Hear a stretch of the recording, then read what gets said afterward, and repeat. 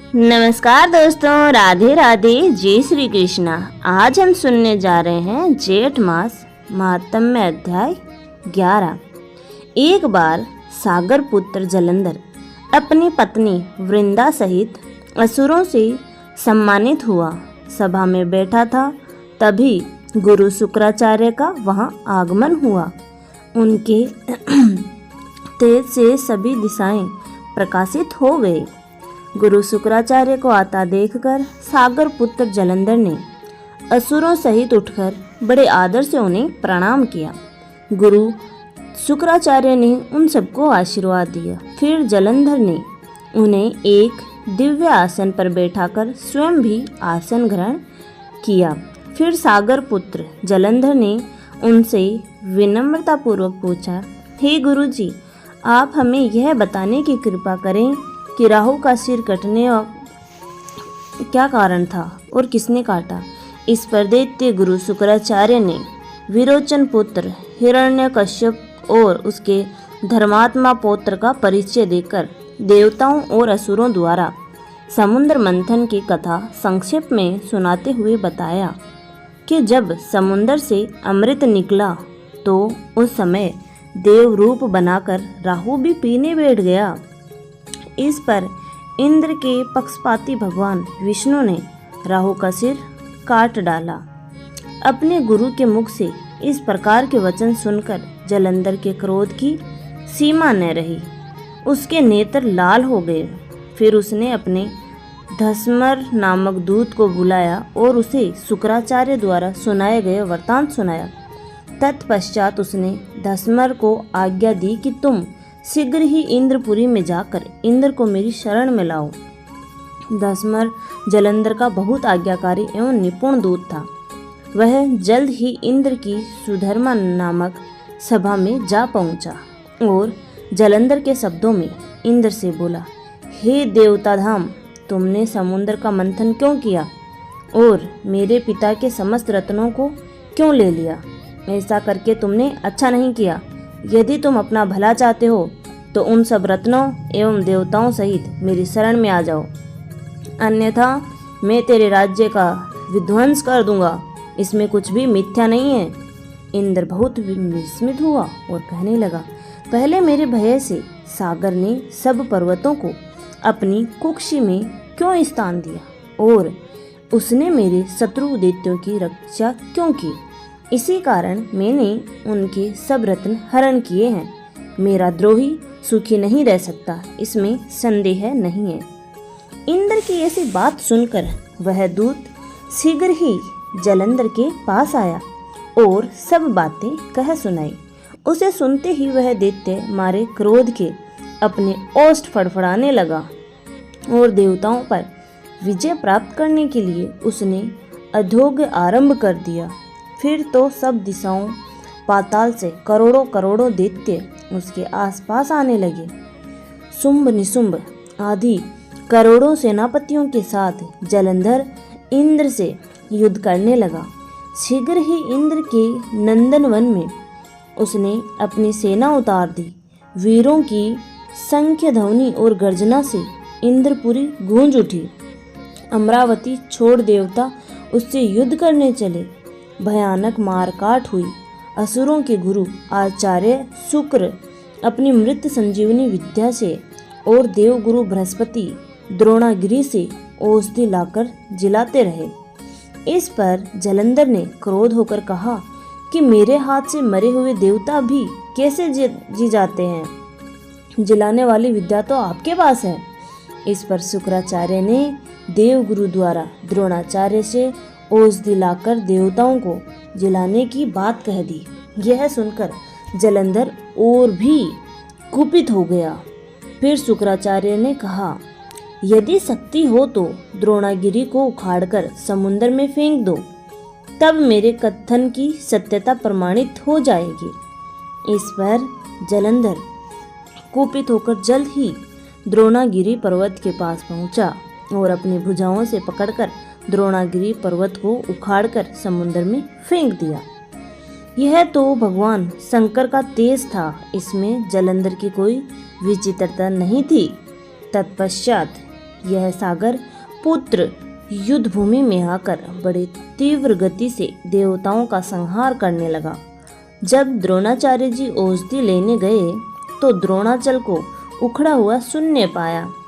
वह भयभीत हो देवताओं के पास आए और कहा कि युद्ध बंद कर दो, जलंधर को अब नहीं जीत सकोगे। पहले इंद्र ने शिव जी का अपमान किया था। यह सुन देवता युद्ध में जय की आशा त्याग कर इधर उधर भाग गए। सिंधु सूत निर्भय हो अमरावती में घुस गया। इंद्र आदि सब देवताओं ने गुफाओं में शरण ले ली। नारद जी ने कहा, तब इंद्रादिक देवता वहां से भय कंपित होकर भागते भागते वैकुंठ में विष्णु जी के पास पहुँचे। देवताओं ने अपनी रक्षा के लिए उनकी स्तुति की। देवताओं की उस दिन वाणी को सुनकर करुणा सागर भगवान विष्णु ने उनसे कहा कि हे देवताओं, तुम भय को त्याग दो, मैं युद्ध में शीघ्र ही जलंधर को देखूंगा। ऐसा कहते ही भगवान गरुड़ पर जा बैठे।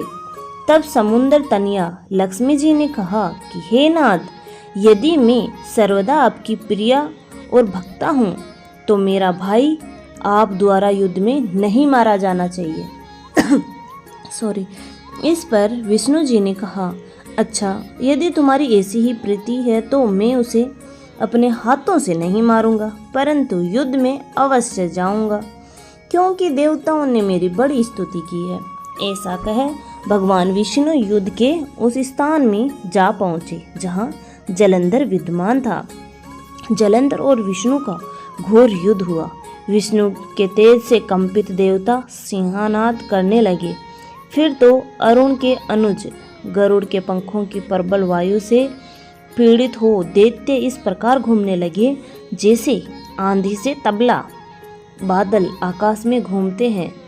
तब अपने वीर दैत्यों को पीड़ित होते देखकर जलंधर ने क्रोध हो विष्णु जी को उद्यत वचन कहकर उन पर कठोर आक्रमण कर दिया और फिर उनसे युद्ध प्रारंभ कर दिया। लेकिन दोनों ओर से गदाओं, बाणों और शूलों आदि का भीषण प्रहार हुआ। दैत्यों के तीक्ष्ण प्रहारों से व्याकुल देवता इधर उधर भागने लगे। तब भी देवताओं को इस प्रकार भयभीत हुआ देख गरुड़ पर चढ़े भगवान युद्ध में आगे बढ़े और अपना सारंग नामक धनुष उठाकर बड़े जोर का टंकार दिया। त्रिलोकी शाब्दिक हो गई। पल मात्र में भगवान ने हजारों दैत्यों के सिरों को काट गिराया। फिर तो विष्णु और जलंधर का महासंग्राम हुआ। बाणों से आकाश भर गया। लोग आश्चर्य करने लगे। भगवान विष्णु ने बाणों के वेग से उस दैत्य की ध्वजा, छत्र और धनुष बाण काट डाले। इससे व्यतीत हो उसने अपनी गदा उठाकर गरुड़ के मस्तक पर दे मारी। साथ ही क्रोध से उस दैत्य ने विष्णु जी की छाती में भी एक तीक्ष्ण बाण मारा। इसके उत्तर में विष्णु जी ने उसकी गदा काट दी और अपने सारंग धनुष पर बाण चढ़ाकर उसको बींधना आरंभ किया।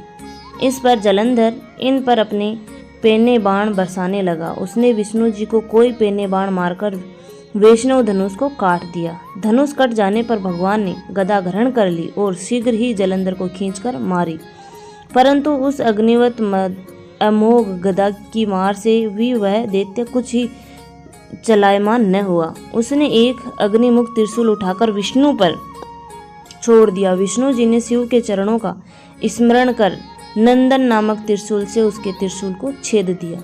जलंधर ने झपटकर त्रिशूल विष्णु जी के छाती में मारने की कोशिश की। उसके उत्तर में भगवान विष्णु ने भी उसकी छाती पर अपनी एक मुष्टि का प्रहार कर दिया। फिर दोनों घुटने टेक बाहुओं और मुष्टिकों से बाहुयुद्ध करने लगे। कितनी ही देर तक भगवान उसके साथ युद्ध करते रहे। तब सर्वश्रेष्ठ मायावी भगवान उस दैत्य राज से मेघवाणी में बोले, रे रण दुर्मद दैत्य श्रेष्ठ, तू धन्य है जो इस युद्ध में, महायुद्ध में इन बड़े बड़े आयुधों में से भी भयभीत नहीं हुआ। तेरे इस युद्ध से मैं प्रसन्न हूँ, तू जो चाहे वर मांग। मायावती विष्णु की ऐसी वाणी सुनकर जलंधर ने कहा, हे भावुक, यदि आप मुझ पर प्रसन्न हैं तो यह वर दीजिए कि आप मेरी बहन तथा अपने सारे कुटुंबियों सहित मेरे घर पर निवास करें। नारद जी बोले। उसके ऐसे वचन सुनकर विष्णु जी को खेद तो हुआ, किंतु उसी क्षण देवेश ने तथास्तु कह दिया। अब विष्णु जी सब देवताओं के साथ जलंधरपुर में जाकर निवास करने लगे।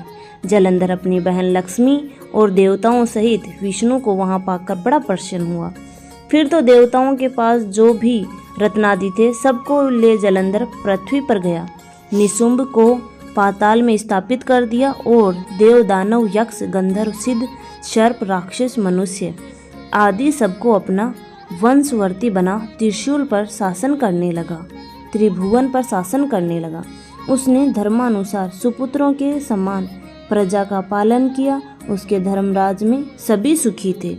धन्यवाद दोस्तों, यहाँ तक बने रहने के लिए। आशा करती हूँ आपको मेरी दी हुई जानकारी पसंद आती होगी। ऐसे ही जानकारी प्राप्त करने के लिए आप हमारे चैनल को लाइक शेयर एंड सब्सक्राइब करना ना भूलें। धन्यवाद।